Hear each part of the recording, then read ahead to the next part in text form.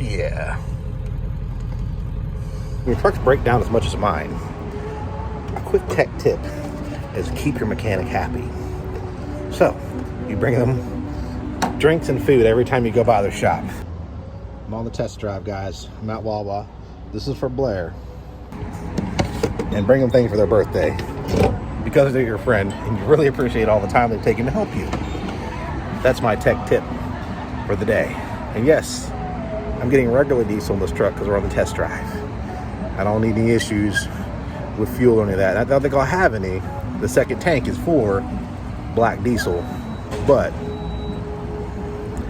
I just needed a ground zero basis. And I'm only putting 50 in because, you know, I can't afford to fill this thing all the way up. It's not how my checking account works. Hence why black diesel is so necessary. The good news is I think we're down to, look over there, $4.93, just under $5, so it's still just ridiculously expensive. But 50 is all I can afford at a time. And on my single tanks, I put 50 in and then match it in black diesel, so it's a 50-50 ratio. Now this is the dual tank, like I said. Start on black diesel, or start on diesel, end on black diesel. No, start on diesel, switch to black diesel, end on diesel. That's how this one's gonna go. So how much did 50 bucks get me in my dually on my front tank? Let's find out. I was sitting at a quarter when I parked at the pump. Let's see.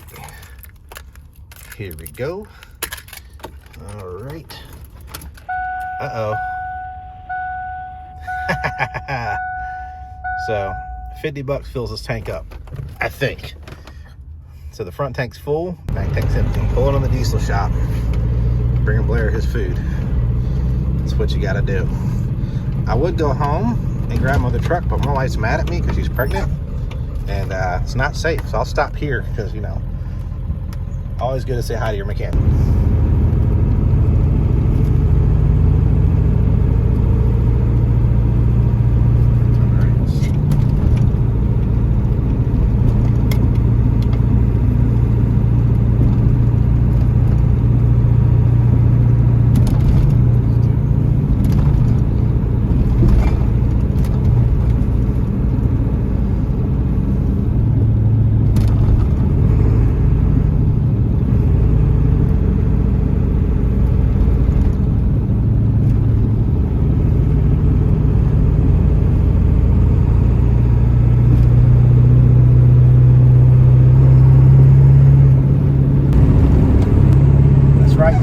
Test drive is going well. So today, if you've been following the other videos in this OBS, I'm gonna catch you up to speed. Number one, we found this in a field and bought it off of Facebook. I think for like $5,000 or something. And got it from a real cool guy named John. It was his old truck, and you know, he just bought a new truck, which is probably a smart thing to do for a lot of people, to be honest with you. Not me, I'm not that smart. And my pockets and my checkings and my savings don't work like that at all. I don't have money for new trucks. I got money for old trucks. Barely. And they always keep running. So, me and the wife picked out a field, checked out that video. It's a cool video. It's you'll see it on there, like OBS Centurion something. Anyhow, I drove it home with no brakes. Barely, and you couldn't, and when you hit the accelerator, it would the engine would cut off and lose RPM, and just completely shut off. And then you had to so you couldn't go over like 2,000 RPMs. And so I make it home, and I was just overjoyed to see the whole walk around video. So then I'm like, you know what? Let's have fun. I'm gonna load this bitch up and drive it for work. Stupid idea. Completely against Blair from Atlantic. Blair from Atlantic Automotive was like, John, that's the stupidest thing you can ever do. We need to fix that truck and get it right and safe for the road.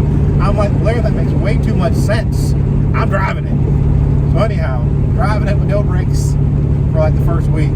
I tried it. I got some brakes. Like I did bleed the brakes. They had some pressure in the pedal, but it basically had no brakes. But it's a 5-speed, so you know, I made it work. And by the second week or so, I think of driving it, I'm pretty sure I got the brakes fixed. You know, and then you know, going through the fluids and found out it was like 6 quart low, and I didn't even do that. I didn't do that right away. out the oil, went through all the fluids, checking that. I was just excited, guys. And then I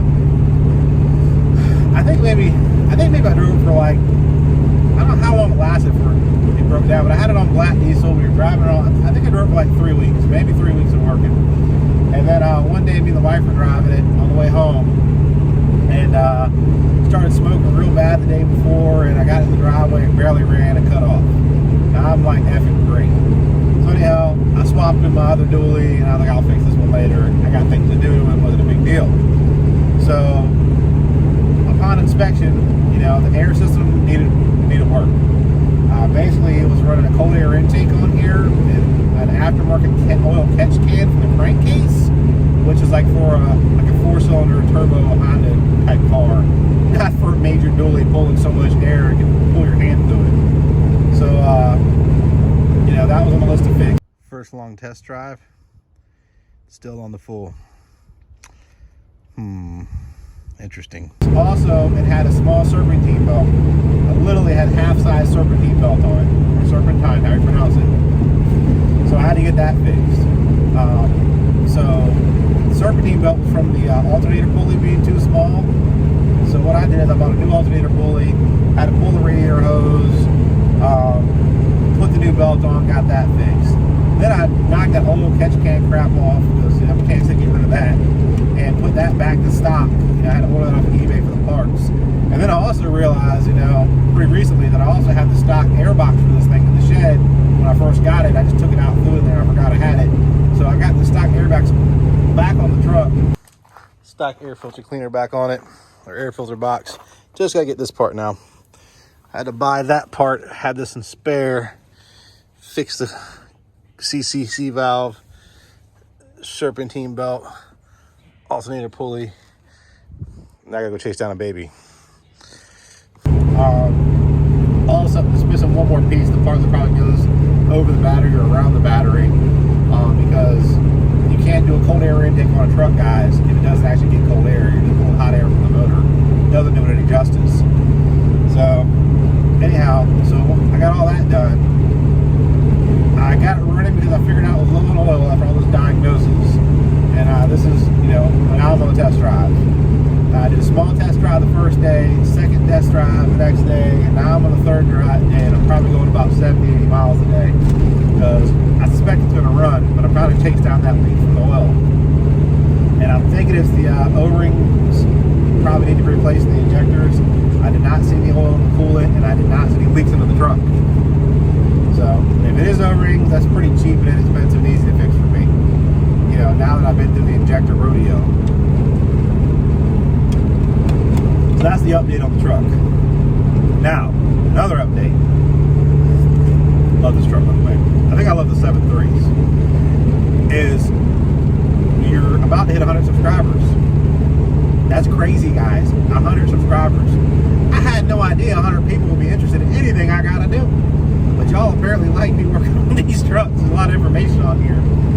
And just so everybody knows, I am not a mechanic. I'm just a service technician. I do complex networking and all that stuff. Anything, I just do a lot of stuff, because you got to do a lot of stuff to make it nowadays, man. The economy is tanking, and we're hitting the real economy, and everybody's feeling it, including me.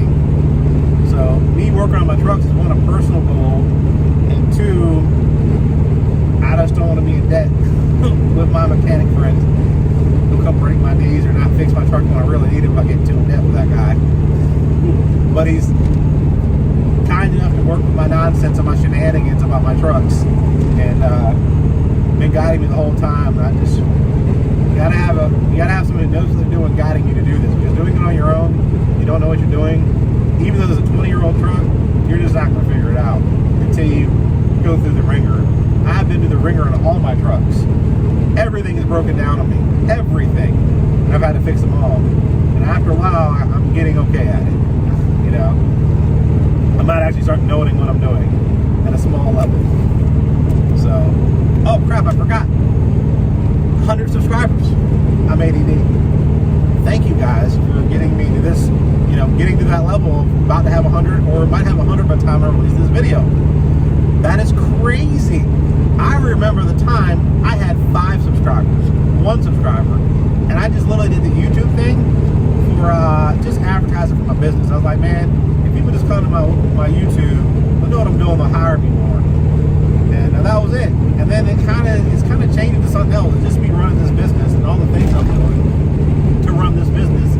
And I guess people like it. And I am appreciative of it. I got to get to 1,000 to get monetized. And hey, having a check coming from somewhere else for me is cool in my book. Because I can only work so much, you can only work so much. And the goal of this channel is just to help my family do better. And then to help people learn stuff about black diesel trucks, self-employed people. I just put it all out there because what do I got to lose, man? You know, everybody needs to learn, and this is just kind of like a learning channel.